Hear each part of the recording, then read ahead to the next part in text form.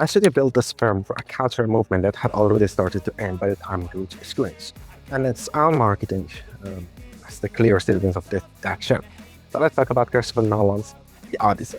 Christopher Nolan's The Odyssey opened this week as the most expensive, most technically ambitious film of this year. Shot on 17mm IMAX film stock, built around a 3,000-year-old text directed by a filmmaker with an almost unmatched ability to actually get people into the theaters. But it also opened carrying a casting decision that, on closer inspection, tells us less about Homer and more about a studio era son that's already sitting. Here's what happened. The film cast Lupita Nyong'o as Helen of Troy and Elliot played Lambario. Both choices sparked serious tourist backlash, and even Elon Musk and Matt Walsh reacted to that. And the studio's response, they restricted replies on several of the film movie's own promotional posts, which tells us and tells you something important. Warner Bros. Saw the scandal and didn't have a real strategy for engaging with it, just muted it. Now the timeline here matters more than the casting itself, and that's really what this video is about.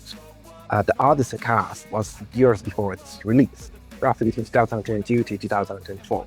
And back then there was a specific model of studio decision making that was still totally standard practice for that era. And that is that take a canonical, culturally lauded property, cast at least one group innovated, visibly diverged from its traditional depiction, and treat the casting announcement itself as a marketing event. This wasn't some fringe practice, it showed up across superhero franchises, animated remarks, literally adaptations, all the way to 2020s.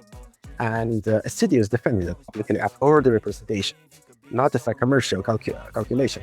But by 2026, the industry's relationship to the whole model had visibly changed.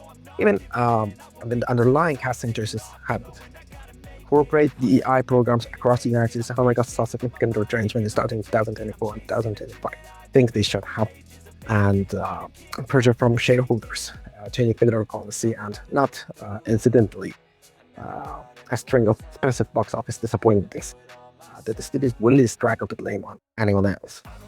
So the marketing language, casting decisions that would once have been announced as a bold representation statement were now described when they were described at all, as simply whoever won right for the room. And the Odyssey sits outwardly right across that divide. It was conceived and cast under the old model, but it's arriving for release on the new one, which is exactly why its promotional outlooks defensive instead of celebratory.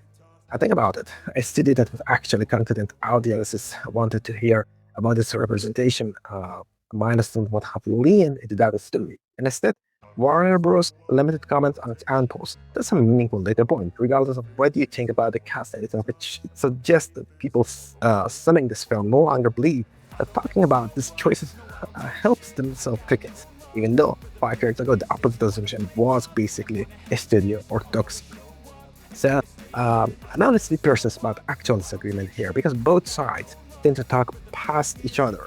Nolan's defenders and Nolan himself, who dismissed the backlash as irrelevant, framed the objection as being about historical accuracy.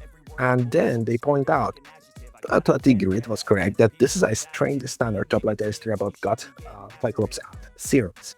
And fair enough, myth has been retold across cultures and centuries with enormous altitude. A Greek epic has been adapted by the Romans, restaged by the Renaissance painters, reimagined by filmmakers for hundreds of years, without anyone treating historical accuracy as to a standard. But here is the thing, that response is a dodge. I mean, that response, correct, it is as far as it goes. It answers a narrower question than the one critics are actually raising. Nobody seriously objecting to this casting is arguing that Helen must be played by an actor of a specific ethnicity because the Texas standards documentary fidelity to Bronze Age setting.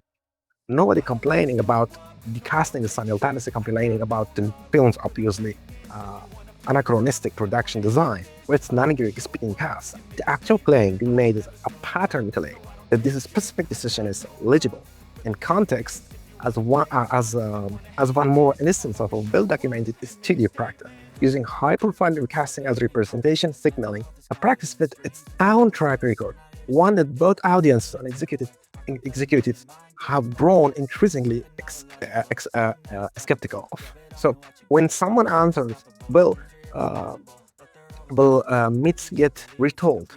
That revolves a straw version of the objection. It's a straw man argument. It doesn't actually engage with the real substance. They claim about an institutional pattern and intent, not textual fidelity. Now, early reviews complicate this even further. I mean, coverage from the film's premieres and the critical responses overall has been strongly positive. The movie is a masterpiece, and we need to be clear about that, including specific praise for Nyong'o performance. That's real evidence that whatever you think about the reasoning behind the casting, the execution on scripting has largely won. That's a genuine point in the team's favor, and it's also kind of beside the point being made here. A casting decision can be defensible in its own outcome. A strong performance, film that works, while still being diagnostic of the institutional logic that produced it. The woke white resigning. Those are two separable questions, and conflating them in exactly how both sides keep arguing past each other. Critics sometimes write as if a bad performance is the only thing that could vindicate their objection, and defenders sometimes write as if a good performance is the only thing needed to dissolve it. So the stronger case for reading the Odyssey here is, I believe, as a late era arc. It's not a casting decision itself. Similar decisions are going to keep happening most probably if the woke virus keeps going on under different justifications. For as long as studios keep adapting culturally significant texts, it's a surrounding behavior. A studio greenlit and cast this film on one set of assumptions about how audiences would receive representation forward casting, and then found itself on release managing the fallout defensively instead of promoting the choice as a selling point. That gap between the assumptions backed into the production and the posture adopted at release is something neither side of the woke debate really accounts for on its own. It's not proof that the practice is dead. Hollywood has cycled through representation debates before, and it will do it again.